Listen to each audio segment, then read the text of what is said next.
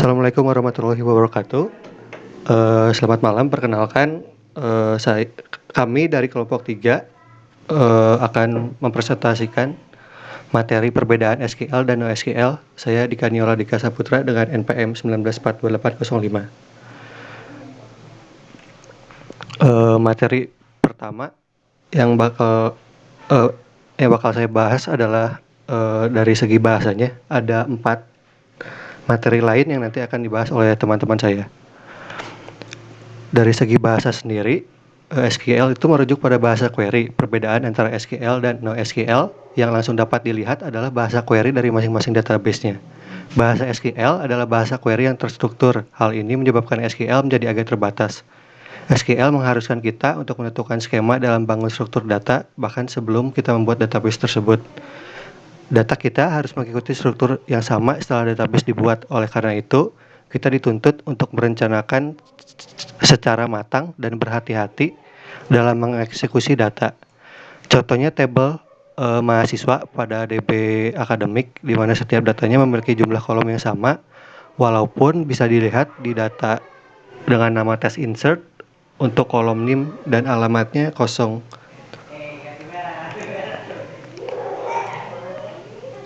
Terus contoh lainnya adalah saat insert data ke tabel antara SQL dan NoSQL. Contoh di bawah ini adalah merupakan comment query untuk insert data ke tabel di SQL.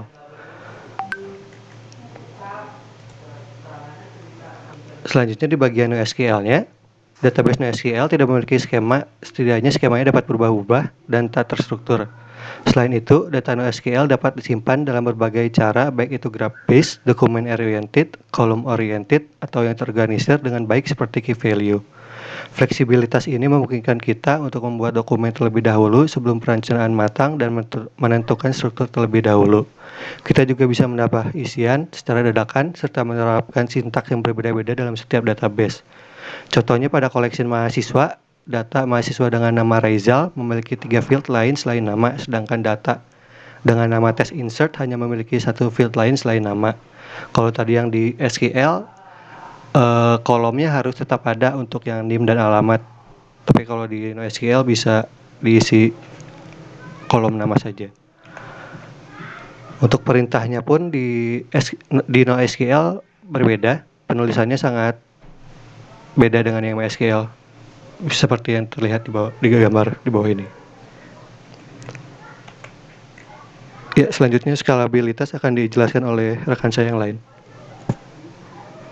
Baik, saya akan melanjutkan penjelasan dari Dikanio tadi. Nama saya Ardiano Wibisono, NPM 242020, tentang skalabilitas SQL dan NoSQL. Hal ini yang membedakan antara SQL dan NoSQL adalah dari segi skalabilitas. Hampir seluruh database SQL memiliki skala vertikal. Ini berarti jika kita ingin mengembangkan database kita, yang dapat kita lakukan adalah menambah kapasitas muatan di suatu server dengan mengupgrade komponennya seperti RAM, kapasitas SSD, atau CPU. Hal ini cukup beralasan mengingat SQL lahir di masa di mana hard disk dan komponen lain masih mahal. Jadi dibandingkan membangun server baru, akan lebih efisien jika kita mengupgrade komponennya secara bertahap. Walaupun begitu, beberapa komparasi besar seperti Oracle terus melakukan pengembangan agar database SQL dapat memiliki skala horizontal. Sebaliknya, database NoSQL memiliki skala horizontal, di mana jika kita ingin mengembangkan database kita hanya perlu menambah server baru. Inilah mengapa NoSQL dipakai oleh perusahaan seperti Facebook yang memiliki jumlah pengguna sangat besar dan jenis data yang bermacam-macam. Selanjutnya akan dibahas oleh teman saya. Assalamualaikum warahmatullahi wabarakatuh. Saya akan menjelanjutkan ya dari presentasi nomor 1 dan nomor 2. Itu nomor 3, bagaimana komunitas SQL dan non-SQL. Nah, jika dilihat dari segi komunitas, tentu saja SQL memiliki komunitas yang lebih besar dibanding non-SQL. karena SQL sudah berumur puluhan tahun. Nah, tapi walaupun begitu, perkembangan komunitas non-SQL sangat cepat. Nah, ini bisa dilihat dari banyaknya tutorial MongoDB yang bertebaran di internet. Nah, hadirnya stack seperti Min, MongoDB, Express.js, AngularJS, Node.js, atau di MRN atau MongoDB, Express.js, Rich.js, Node.js, membuktikan bahwa walaupun terbilangnya baru, non-SQL ini memiliki komunitas yang cukup dapat diandalkan. Gitu. Di next.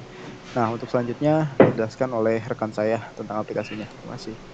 Di sini saya akan melanjutkan kembali presentasi mengenai aplikasi SQL dan NoSQL. Seperti yang telah beberapa kali disebutkan bahwa SQL bersifat rule-based, di mana database ini cocok digunakan untuk aplikasi yang membutuhkan transaksi multibaris. Contoh dari aplikasi ini adalah sistem akuntansi yang pada awalnya dibuat untuk struktur relasional.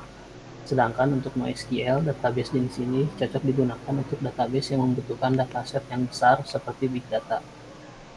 NoSQL juga banyak dipakai aplikasi jaring sosial atau customer management yang struktur datanya bisa berubah sewaktu-waktu tergantung dari perkembangan aplikasinya sendiri. Di sini merupakan aplikasi yang menggunakan SQL seperti Italtel, Facebook, Airbnb. Nah, selanjutnya ini merupakan aplikasi yang menggunakan NoSQL yaitu Adobe, eBay, dan Google.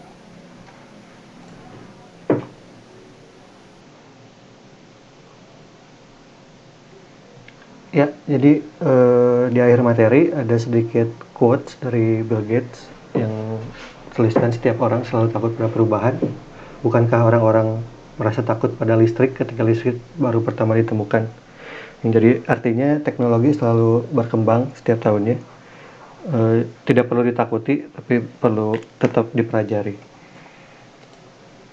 Sekian dari kelompok 3. Wabillahi taufiq wal hidayah. Wassalamualaikum warahmatullahi wabarakatuh.